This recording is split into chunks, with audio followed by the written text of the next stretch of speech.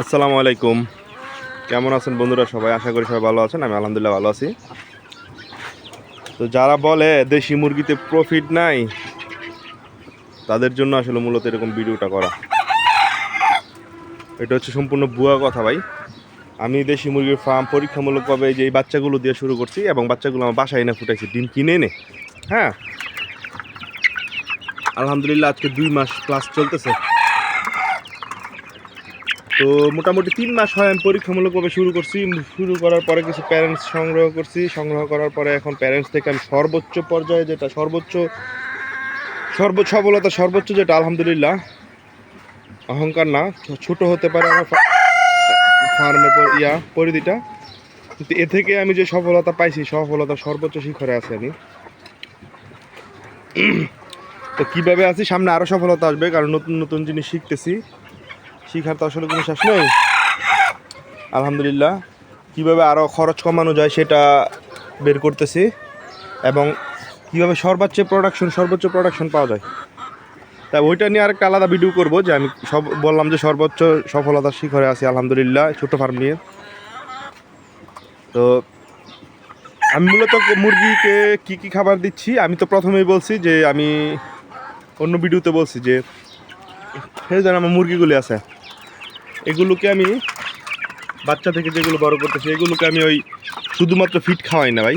Feed খাওয়াইলে দুইটা জিনিস, একটা প্লাস পয়েন্ট, যে মুরগির ওজন খুব দ্রুত আসবে, খুব ভালো ওজন আসবে। আর না খাওয়াইলে ওজনটা একটু আস্তে আস্তে আসবে।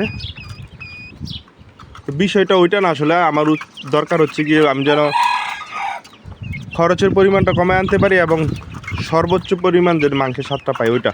তো আমি ওইটার জন্য কিছু বিশেষ পদক্ষেপ নিছি, যে খাবার খরচ কমাতে পারি। পদক্ষেপের মাঝে 1 নম্বর পদক্ষেপ হচ্ছে গিয়ে এই যে কুড়া। হ্যাঁ, আমাদের এখানে খুব ভালো কুড়া পাওয়া যায়, যে ধানের কুড়া 18 টাকা 20 টাকা কেজি, কিন্তু ধানের কুড়ার মধ্যে একবার ভুসির মতো মিহি থাকে, এবং ভালো পরিমাণের খুদের একটা পরিমাণ, যেটা খুদ থাকে ভালো পরিমাণের।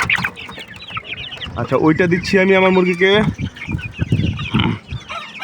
সকালে প্রথমে এসে ওইটা দিচ্ছি, পেটটা ভরাচ্ছি।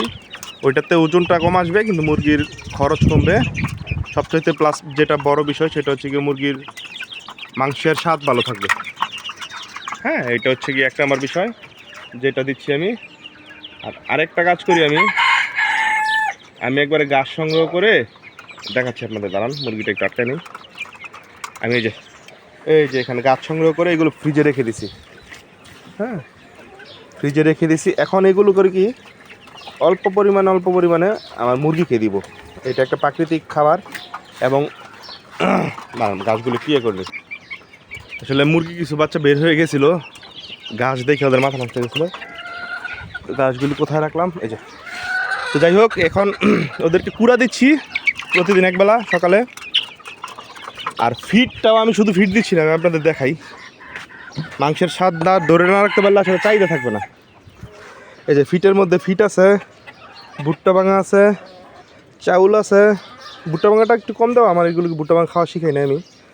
চাউল আছে, ধান আছে, ধানের পরিমাণটা ভালো মোটামুটি।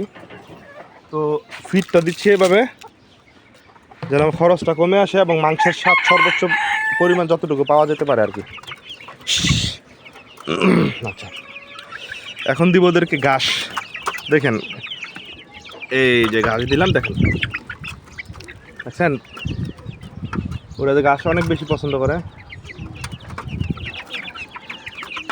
তো সকালে যখন কুড়াটা দেয়, ওদের পেট অর্ধেক বইরা দেয় এমনিতেই। হ্যাঁ, ভরে যাওয়ার পরে মোটামুটি খাবার পেট খালি থাকে কম, তারপর ফিডটা দেই। ফিডটা দেওয়ার পরে কি আছে এই কুড়াগুলো বাটিতে, পাত্রতে। তো মূলত এইভাবে মুরগির খাবার খরচ অনেকটাই কমানো যায়।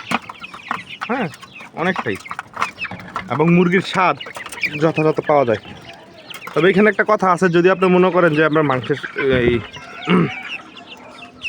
স্বাদের কোনো দরকার নাই, আপনি শুধু এই ওজন বাড়াবেন, সেক্ষেত্রে আপনি শুধু ফিটই খাওয়ান, আপনার মাংসের ফার্মের মুরগির মতোই লাগবে, ওজন বাড়বে, সেটা আপনার ব্যক্তিগত বিষয়। আর যদি মনে হয় যে মাংসের কোয়ালিটি ঠিক রাখবেন, দেখেন এই যে কীভাবে খাচ্ছে। হ্যাঁ, মাংসের কোয়ালিটি ঠিক রাখবেন, খরচটা কমাবেন, তবে সময় একটু বেশি লাগবে।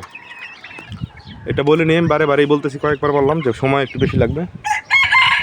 আর আমার ইয়ার মুরগি তো আমি ঘাস দিই প্রায় সময়, যেগুলো আছে আমার ডিম পাড়া মুরগি, ওদেরকে ঘাস দেওয়ার চেষ্টা করি। আসলে এইভাবে আপনারা একটু খরচটা কমাতে পারেন, একটু মোটামুটি কমাতে পারেন। যাই হোক বন্ধুরা, এই ছিল ভিডিও। আপনারা এভাবে করলে সবচেয়ে ভালো কীভাবে কমাতে পারবেন একটু আইডিয়া দিলাম। তো সবাই ভালো থাকবেন বন্ধুরা, সুস্থ থাকবেন। সবাইকে ধন্যবাদ ভিডিওটি দেখার জন্য। আসসালামু আলাইকুম।